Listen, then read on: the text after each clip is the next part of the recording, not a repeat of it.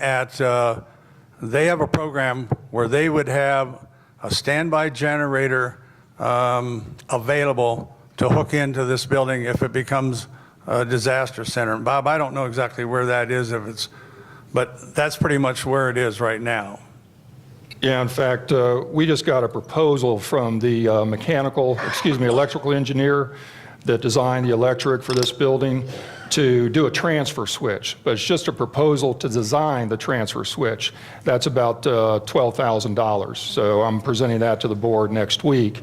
And then once they design it, then we have to figure out the cost for that transfer switch to be able to then, if you have a disaster, to hook up a generator, portable generator to the building.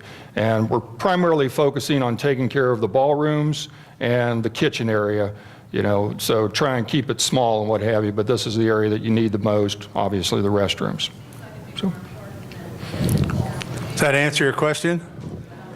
This is a much larger area than the gymnasium, if I heard your question. But we got quotes to do a generator, truly do a generator here, and it was, Sam, correct me if I'm wrong, wasn't it over $120,000? $175,000, yeah, so that's why that was just talking to a contractor, so that's why we're backing up and talking to the electrical engineer that designed this building to see if we can do it more efficiently and more cost effectively. Okay, anybody else? I've got one. It's maybe a little out of the subject, but we just got informed that recycling will be available for $12 a month. Now, I'm wondering, since the companies that do the recycling make money doing the recycling, I'm not sure why we should be paying $12 a month to supply them with what they need to make money. Other cities actually get a certain percentage back into the city coffers for the privilege of having that contract. Wonder if, has anybody addressed this? Bob, do you know anything about it? I know that we've talked with Mayor Carey and there was nothing had been adopted the last time we met with him. We actually did a survey of the residents a few years ago regarding recycling because the county was hoping that we would have curbside recycling out here. The residents really weren't enthralled with curbside recycling and definitely did not want to pay extra for it. So as a result of that, we just said, okay, we can't do it. We looked at actually having a convenience center on property and looked at the maintenance boulevard area. And the county said, no, that's not large enough. So they were pursuing other things to see if they could find some piece of land that was closer to Fairfield Glade. So really curbside recycling has not been something that the residents have really said, we really want, we're willing to pay for it. So this is a private entity. We're a homeowners association. We're not a town. We're not a city.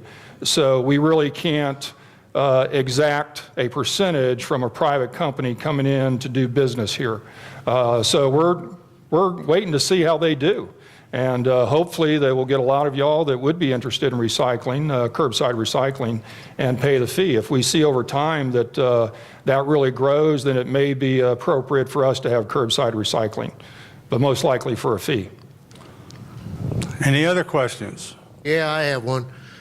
My question is there anything we can do about the mowers and stuff like that parking on the road? I know there's been one accident on Sneed where somebody ran in the back of a truck.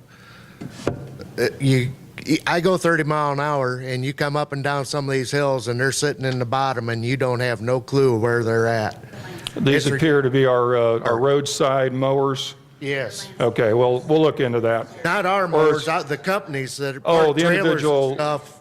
Okay, yeah, we'll work with public safety to try and monitor that more carefully. Anything else?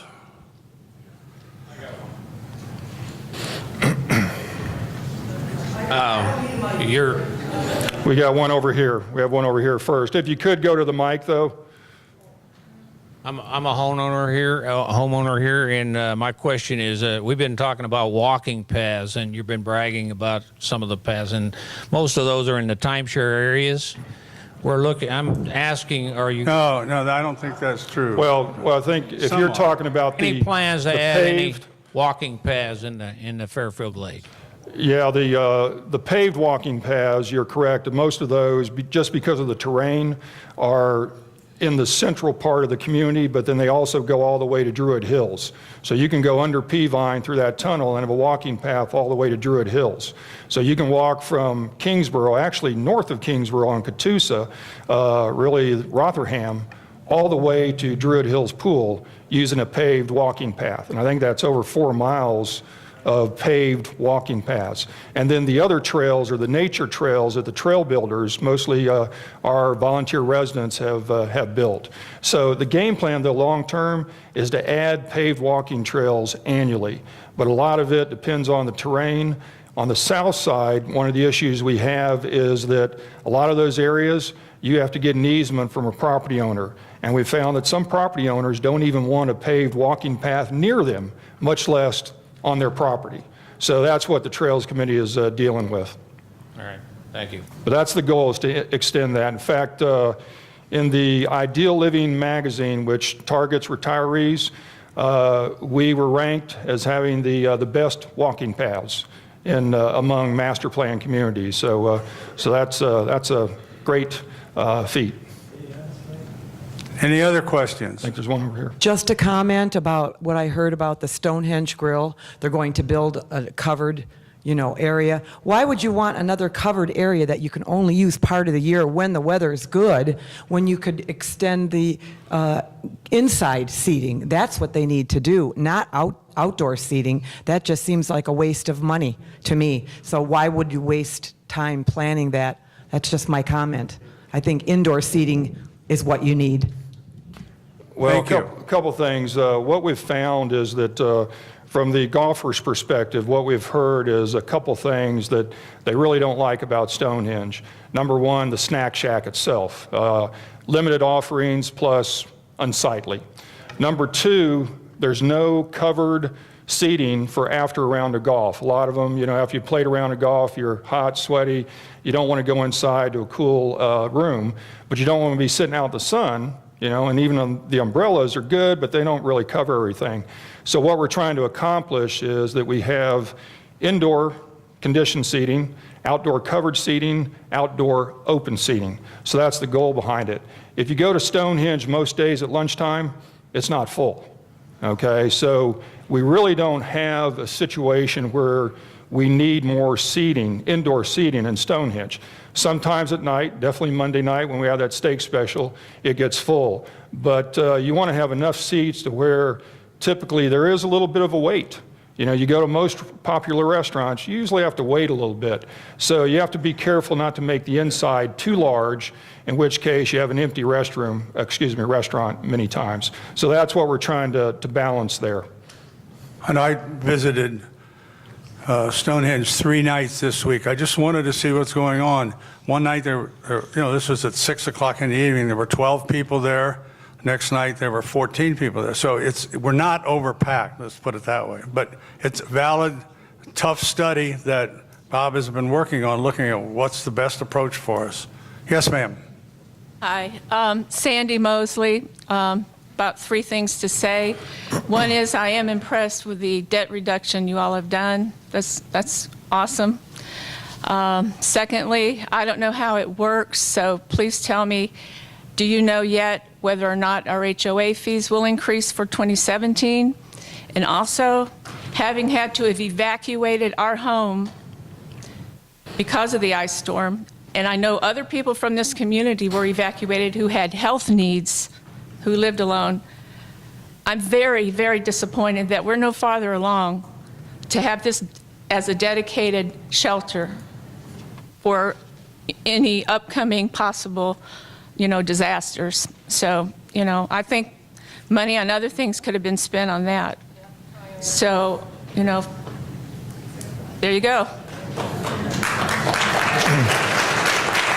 As Bob said, we are working on that and trying to figure out what it really will cost to do that, and working with the Red Cross. The Red Cross has been here several times. They put on some training sessions for our people so that we could actually have qualified staff to have this become a shelter. So it's in the works, but where it goes from here, I don't know for sure.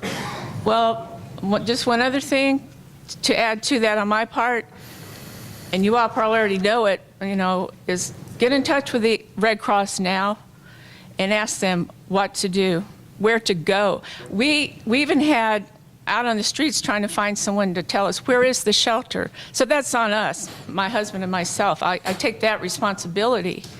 But we had, more than 2 people who should have known. We don't know. So we're out trying to make our way through the ice, when we could travel. It was on the radio. So that's what we're going to do. So I would advise get in touch with the Red Cross We now. will. We have been in touch with the Red Cross, and we'll continue to work with that to get that Individually. and get that information out. That's the other reason we added the emergency text messaging system, so that when we do have situations like the ice storm, we can put out a text to everybody saying, here's the shelter or what have you, closing facilities and things of that nature. So if you haven't signed up for the Fairfield Glade text messaging system, you need to do that. And you can do that by going onto our website. Likewise, you really should sign up with either AAA or the radio stations, because they have alerts. So you've got all the bases covered where you get text messages potentially. Because what we found the ice storm, the phone systems weren't working, but texts were working. So you just need to look at different avenues to cover all the bases so you can be well informed. And we try and, as we have information, we'll get it to the radio stations and we'll push out text as well. So I would encourage y'all to do that. Probably a good question to ask the audience is how many people actually use text? Do you have a feel for total effectiveness? How many people do text right now or have text messaging on their phones? Okay, I would Quite a say few. That's good. definitely a majority. Yeah, there's probably a little less than don't. Looks like a majority do. So again, that's why I say don't rely on text messaging. You should have text messaging. You should have a radio handy. You should have sign up from radio. You have AAA. So you need to cover all the bases, when doing that. Okay. Take these situations seriously, and because again, we may be down where we can't communicate, with you. So you need to have a number of different options to get your information. Any other questions? Let's go back to the HOA thing. That's my last, that was my question also. Do you know yet when, or do you know if we're going to have the HOA fee raised or not? Do you know that? Do you have that information available yet? We don't know that definitively. We are getting our first draft of the budget to the Financial Advisory Committee on September 23rd. They will review that at that point in time, and we'll have meetings with them, and it won't even go to the board till the end of October. So we can't say definitively right now whether there will be or not. I understand how it works now. Thank you. Okay. How come there's so much of an overage on this pickleball court? I noticed the big hole they dug over there, and I've also heard many people inform me that the inside tennis courts had mold, insufficient air conditioning and heating. I mean, and you're building pickleball courts when you have a tennis courts that aren't actually going to last that much longer in the same area. I mean, these pickleball courts are going to actually cost you probably more than $800,000 by the time you get done with it, or probably $1 million, and can only be used 6 months out of the year, if that. And was it approved by the membership, or is it the board of directors takes it upon themselves to say, okay, I have an individual interest, to have pickleball courts installed? I mean, it's kind of ridiculous what's going on.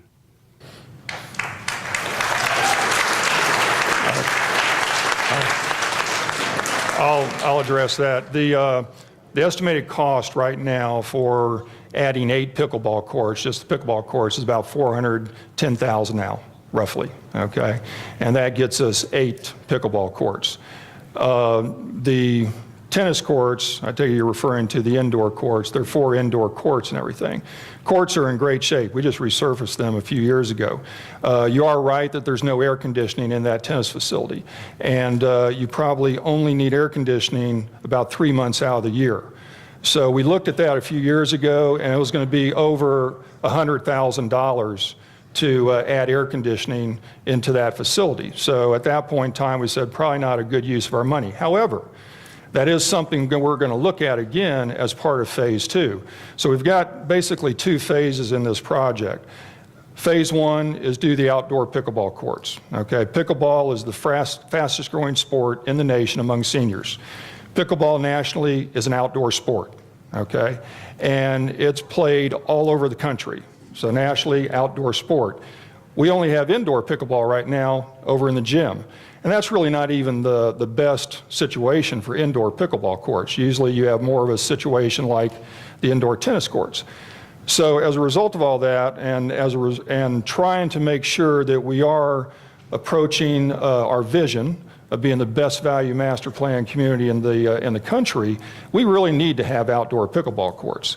So that's the reason for having outdoor pickleball courts, okay? Again, that's phase 1. Phase 2 is looking at the existing racket center facility, both the clubhouse as well as the indoor courts. I know my team's working on the mold issue, what have you. We added some screens now on the garage doors to try and get more air circulation. With that clearing, that's going to help next year to get more air circulation during the summertime as well. But phase 2 is going to look at the existing facility, see what upgrades, and we may determine that, yeah, we do need to put air conditioning. We can do it more cost effectively at that point in time. So that's part of the master plan, is to look at that. So you're saying that the pickleball courts with the cover over the top is going to cost $400,000? Yeah, that includes like just the earthwork and storm drainage that they're doing right now. That total is about $132,000, okay? The pickleball courts themselves, just the court contract that I'm bringing forward to the board next week, is $198,000. That's doing it in concrete, post-tension concrete. With that, you are less likely to have major cracks like you do over at the Druid Hills outdoor tennis courts when you do it in asphalt. So that definitely increases the cost by about $60,000, but we think it's worth it over the long haul to do it that way. And we is the board, or is it all the members? Well, the board is the one that makes the ultimate decision. Y'all elect, this is like Congress and like the presidency. Y'all elect the board members to make the decisions for the community club based on input from the membership. So every project we do, we put it out to the membership, we get input from the membership. The pickleball project, we probably got emails from about 50, maybe 100 households. We've got 5,000 households. You know, there was not an overwhelming majority that said, wait a second, we shouldn't do this. I really don't think you had sufficient input, because there's a lot of members that are actually a little peeved that you spending over $250,000 for 8 outside pickleball courts. I think it should have gone, the members should have actually been up for, this project should have been up for a vote. I mean, you spend that amount of money, it should be voted on. Well, that's And that's all I got to say. Let me give you some real-world experience, and I think Steve. Yeah, real-world experience. What you find typically in some homeowners associations have a rule like that, where the membership does vote on any expenditure over a certain amount. In fact, I came from one in North Carolina. When I got there in 2008, they said, we really want to upgrade this clubhouse. Went through, you know, architects, et cetera, and to do all kinds of drawings and cost estimates, what have you. And then the membership, just through a survey, said, no, we're not willing to spend the money. Now, 8 years later, so I keep in contact with people there, okay, 8 years later, all they've done is a minor renovation to their lobby and a minor renovation to one dining room. So my personal experience and experience from other HOA managers is when you have membership vote on improvements, you'll never get anything done, okay? Because the members will be focused on what's going on with their personal situation as opposed to looking at the big picture. It's my job as a general manager to look at the big picture for the best for the whole community. It's their job as board members to do the same thing. Keep in mind, they're residents. They live here. It's their money as well. So they have to make sure that they're doing the right thing for the community as a whole, and that's the focus in all cases. I think I covered it. Go ahead. Let me, how many of you are from Michigan? How many of you are from Michigan? Okay, quite a number of you anyways. Look at this a little differently as far as this concept of sending everything to the community for a vote. I'm an ex-school teacher, and in Michigan, we fund school projects through what you call a school millage. And that is the only tax, supposedly, the only tax in Michigan that residents have the opportunity to vote on. And my school district for 20 years tried to get a new middle school built. Everybody in town agreed that we needed a new middle school. The old one was outdated, it was terrible, and so on and so forth. But it took us 20 years to get the community to approve it. So it's very difficult to sell because there's one group that's against it, there's one group for it, and this type of thing. Another example we had is we were a big Class A school. We had a swimming team, but we didn't have a swimming pool.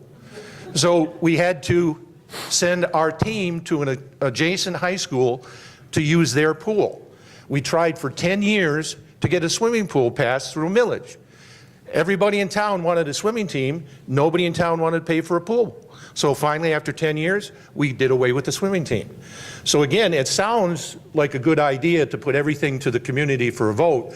But in reality, if we did that, I think you would see very little done because it would the different factions would come out and so on and so forth. I truly believe if we asked the community to vote on our Dorchester clubhouse, I really don't know whether you guys would have approved that. Yet, I don't think anybody in this room that's seen that clubhouse denies that it's a great accomplishment and it's a great addition to the community. And again, keep in mind, even though you may personally not agree with a project, okay, I don't play pickleball, you know, but I realize that any kind of amenity improvement we do affects the value of my house. So if heaven forbid I ever have to sell my house, it'll go easier because we have pickleball courts, because we have swimming pools. I've never been to one of our pools. I've lived here over 16 years. I've been coming here since 1988. I've never been at a pool. But I know our pools increase the value of our house. And that's the way your board looks at things. We do what we feel is best for the overall community. Thanks, Steve. Let's move on to any other subjects. Yes, I got one before I fall asleep. Bob Spencer's turn. Oh, okay. We as members support the board in many ways. Many of the things that were done there I totally agree with. But I'm really upset about Dorchester with the millions of dollars we put in irrigation and a clubhouse. And I think that many people were sleeping on the switch on this so that we had to shut it down during a peak time of year. And by that, I mean I would hold the general manager, the board, golf directors, both present and past, superintendents, responsible for what happened down there. And I know what the party line is. Somebody sold you some bad stuff and they're going to fix it. But that place has been deteriorating for a year, and we're always so interested in a beautiful clubhouse and other things that we take our eye off the ball. And quite frankly, I get out and about a lot, and I'm very disturbed with the understanding that if any employee comes forward to let this be known, as it was happening over the past year, they would be losing their job. So would you like to comment on that? I'll comment on the last one first. I'm not sure where that came from, because we encourage all employees, if they have any grievance of any kind, any concern, to go to Human Resources. If they feel uncomfortable going to their department supervisor, go to Human Resources. So we encourage that over and over again. So, and there's no repercussions from that. So we want to hear about issues. There's no doubt that, we dropped the ball on Dorchester. And I take responsibility for that. I think Jeff Houston will do the same. So it's something that we're working through to try and get it back in good shape. Fortunately, we don't think it affected rounds of golf, because we were able to push people off to other courses, and we're still 1,500 rounds ahead of budget and 4,000 ahead of last year. So that's the good news, but there's no doubt, yeah, we dropped the ball in Dorchester, and we've made changes so that doesn't happen again. Yeah, but one guy wasn't responsible for all that went down there. There's a lot of people between him and the general manager that should have been blowing the whistle and ringing the bell and say, hey, we're in trouble. We need to do something. And it wasn't happening.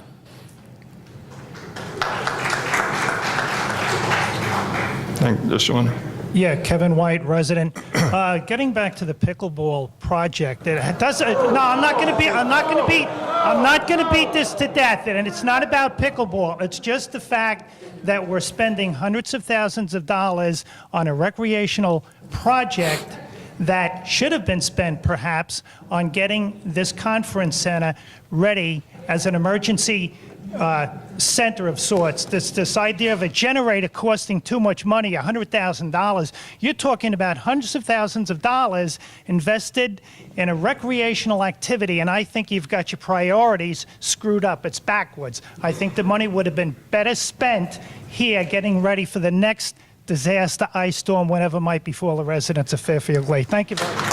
Yeah. Well, just make a comment on that. Again, it's your money. We try and use your money wisely. So we want to make sure that we're doing the most cost-effective way of adding a transfer switch or a generator system to this conference center. So that's one thing that we're looking at foremost. Also, you have to keep in mind that I think prior to the recent ice storm, the emergency or an ice storm similar to that was maybe 10, 15 years prior.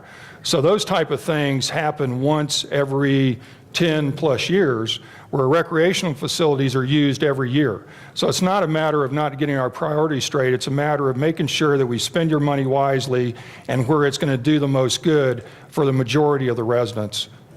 And that includes property values. Everything we do is focused on the vision statement and your property values. That's the focus. Any other comments? Yeah, just Sandra. quickly. I've lived here almost 7 years, and the last 2 years I've been on the Strategic Planning Committee. And there's one thing that came up that I learned from serving on the Strategic Planning Committee that I want to point out to you that I find very helpful to me when I'm looking at all of these issues. And that is, there is a natural and constant competition between what's good for the residents and what's good for a buyer. Those are two different populations. And if we fail to please a potential buyer who's searching on the internet or reading magazines or thinking about where to retire, if we fail to recognize that we've got to meet their needs as well as ours, we won't be able to. Many planned communities fade off and property values begin to decline 10, 15, 20 years. We don't want to be there. We want our property values to increase, and the only way to do that is become very, very marketable. And so when you're going to be asked to do a survey very shortly about what we need, what you like, what you don't like, and in that survey, I'm going to ask you to take a look at that idea. We've got to please our buyers as well as serve our residents. Thank you. One of the, a community, Bell Harbor, or Bell Vista in Arkansas, I've been following them for the last 10 years. They can't put in a dues increase without the total membership voting on it. The last time they had a dues increase was 15 years ago. They're begging for their members, and right now they have a ballot out for a $9 a month dues increase. because the place is falling apart, because they can't get any money to keep things going. I'm not painting gloom or doom, but I think that what's happened here is, no, we don't all agree with everything that's happened here, but there's a lot of positive things, and I think we need to keep it going. So, one more question, then we're going to move on, or we'll be here past noon. Yeah, good morning. I'm Kathleen Cooley, been here 3 years. The reason why I moved here is because you had an indoor tennis. Okay. Been here 3 years. The reason why we moved, my husband and I, one of the reasons, because he always wanted to go south with the nice weather, was because you had an indoor tennis court. Well, first let me say I appreciate the board and all the work they do, because the rest of us aren't doing it, and so we get our free time and you don't. But as far as air conditioning, I'm okay without it, but there are a few minor things that, I mean, what the tennis players are saying, you're spending lots and lots of money on this. And there are a few things in the club